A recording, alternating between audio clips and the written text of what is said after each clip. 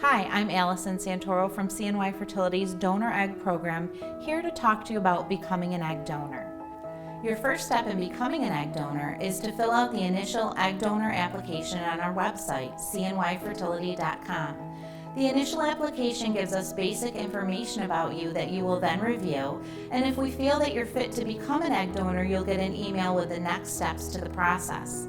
In that email, you'll be given login information for your donor portal. The donor portal can be accessed through cnyfertility.com. In that email, you'll be asked to fill out a 12-page information sheet about yourself, including your medical history, your family's medical history, your heritage, and your education. There will be other various questions you'll be required to answer as well. Before closing out your application, it's important to click on Save and Close, or the information that you filled out will be lost. Once you've completed your 12-page application, you will then be asked to send us a message through your patient portal notifying us that the application is complete so that we can review it. Once your application has been reviewed, you will receive an email letting us know whether your application is accepted or denied. If your application has been accepted, you will then be asked to send us a copy of your driver's license and photos. Please note that those photos will then be posted on your profile for recipients to see. It's important that you send us nice photos showing your best features. However, we discourage you from sending selfies or photos enhanced with filters. Once we receive your photos and your driver's license, your profile will then be made active on our website for our recipients to view. Your next step would be to wait to be selected by a recipient. This can take 1 week to several months. Once you've been selected to cycle with a recipient, we will reach out to you to schedule your initial testing. During your initial exam, you'll receive a physical exam, a transvaginal ultrasound, and blood work. The blood work consists of a complete blood count, your blood type and screen, an AMH level, which gives us an idea of your ovarian reserve, and a genetic panel. The genetic panel consists of the top 20 most highly genetic related diseases. The results of this panel take 2 weeks to come back.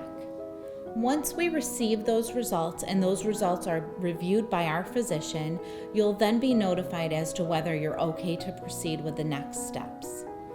If you test positive as a carrier to any of the 20 genetic related diseases, you will not be eligible to donate.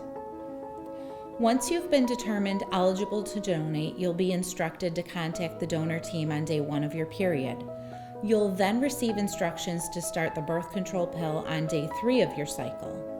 We use the birth control pill often to synchronize your cycle with your recipient's cycle. You will be asked to remain on the birth control pill until you receive further instructions. The next step is to schedule your baseline ultrasound and blood work for your donation cycle. It is very important for you to remain on the active birth control pill until your baseline appointment. At your baseline appointment, you will get a transvaginal ultrasound and your blood will be drawn to check your hormone levels. If you're determined okay to proceed with the next steps, you'll then be given instructions to start your injections. You will have to administer to yourself 1 to 2 injections in your abdomen every night for about 10 nights. The needles used are very small. The purpose of these injections is to grow the follicles on the surface of your ovaries while keeping you from ovulating. If you ever have an issue or a question about your medications, we do have a nurse on call 24 hours a day. You are always welcome to call the office. While you're taking your injections, you'll be asked to come to the office for monitoring every 2 to 3 days. At these appointments, you'll receive a transvaginal ultrasound and blood work to check your hormone levels. During that transvaginal ultrasound, we'll be measuring the follicles on the surface of your ovaries. Once those follicles are determined to be 16 millimeters or above, you'll then get instructions for your egg retrieval. Once your follicles have been determined to be of appropriate size for the egg retrieval, you'll receive instructions to take what we call a trigger shot. The trigger shot is typically Lupron, and you'll take it in the evening between 8 and 11 p.m.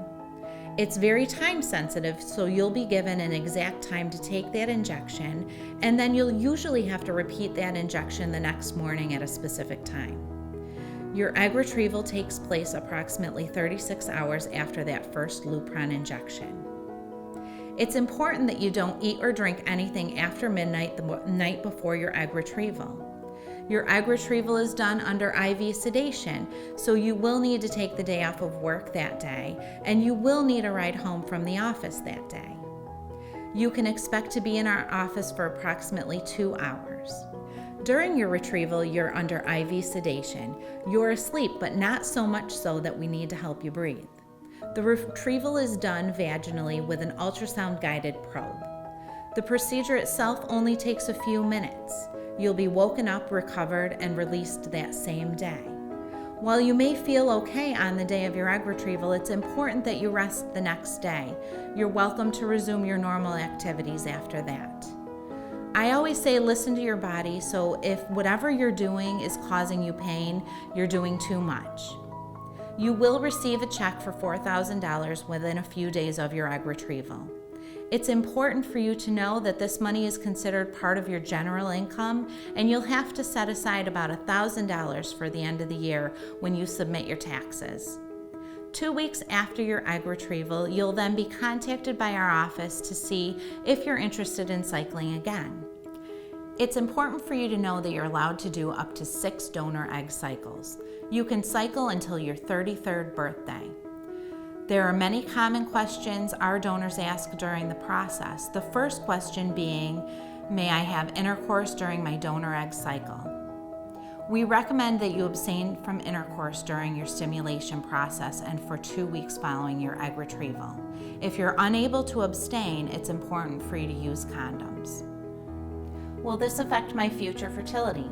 It's understood that with the egg donation process, we're not stealing eggs from your future fertility.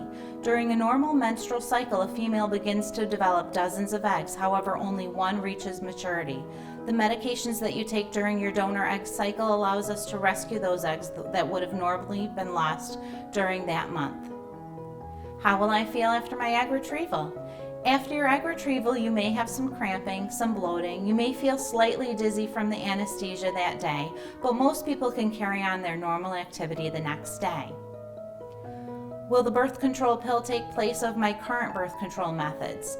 The answer to that question is no. You need to be on the birth control pill for a full cycle before it's considered effective in preventing pregnancy. How long will the donor process take? The answer to that question is, it all depends on how soon you're selected to donate for a recipient. It can take 1 week to several months. The actual donor egg retrieval process takes up to 2 weeks. Am I able to meet the recipient of my eggs? No, I'm sorry, you can't meet your egg donor recipient.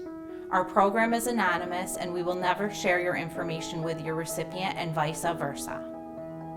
The last question is, am I able to know the results of my donor egg cycles?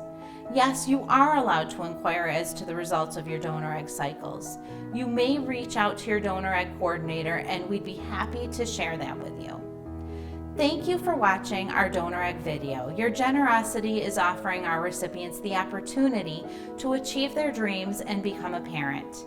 If you have further questions, please feel free to contact our office directly. We do look forward to meeting you.